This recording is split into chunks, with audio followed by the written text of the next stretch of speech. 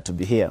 I think first of all, when we talk about the issue of being controlling, it's a narrative that I don't entirely agree with, because it is not something that we have heard from the CSs or the people who are actually in government. It's a narrative that we keep hearing from those ones who are not in government. Those ones that were in government. Those ones that were in government and not left and were sacked. So the problem is that, Linda, I find it very hard to be this kind of person who would believe a narrative that comes from a person who was so eager to have a job, stayed on the job for so long until they got sacked. And when they come out of that job, they really want me to sit down and believe that what they are telling me is something that I should take as gospel truth. So for me, first of all, I think that is purely a narrative that is meant for opposition politics more than it's necessarily meant for the governance of the country. Right. This is what would be my take in terms of how I judge the presidency of President Ruto, I think 3-4 years in.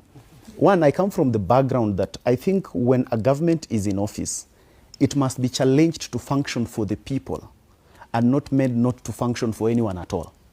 Because at the end of the day, the moment we start very early that we vote governments, then we segment ourselves into I am pro or against. Sometimes we lose the point, because when government is there, it must be there for all of us, and it must function for all of us. So the fundamental principle is that we must ensure that it actually functions for all of us. So for me, when I look at it, I look at President Ruto as this president who has, for the first time in my view, we have had a president who is trying to really balance between the politics and the governance. Most of the time in this country, when the president concentrates on the governance, he loses out on the politics. You remember when the president that many people talk about today, President Kibaki, we can argue that he actually lost the election after the first term. We're able to have President Uhuru, and whom I served under. And when we were going for the second term, it was quite a difficult election. Why? Because sometimes our country demands that you must be able to walk and chew gum at the same time. And for the very first time, we're having that experiment where the president is not just concentrating on one side, he is doing the politics and also doing the governance at the same time. So for me, first of all, that is the first experiment that we are having. That is the first deliverable of President Ruto. And number two, I find his administration as one of those administrations that has gotten the country to a place where the conversation is on issues when it comes to his government. Whether someone says this is working and another one says it's not working, we're talking about deliverables. We're talking about someone saying SHA is working, another one saying SHA has teething problems. We're talking about someone saying there is affordable housing and affordable housing is there across the country. And another one is saying, no, there are teething challenges in this affordable housing. We're having a conversation around issues. Someone is saying the subsidized fertilizer, that it was 7,500, now it's 2,500. Another one is saying, no, this could be. At the end of the day, it is a conversation around issues, which I think is very progressive.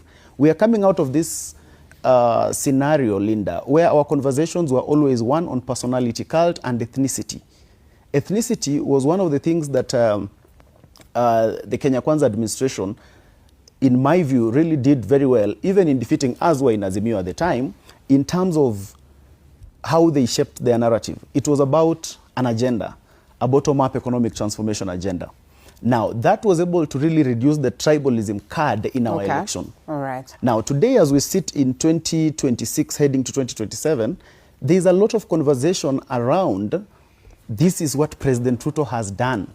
This is what he is promising to do. And rightfully, as you even asked Daktari just as I was coming in, that, okay, fine, these would be your complaints, but even the Kenyans are asking, then what is your alternative? What is your agenda? What is your alternative? And I think that is the right place that we are getting to as a country, whereby the people are starting to refuse to just be galvanized on the basis of their ethnic background and on the basis of their location, but they are saying, fine, we now want to be galvanized on the basis of what is your plan, what is your agenda. And advice, you know what?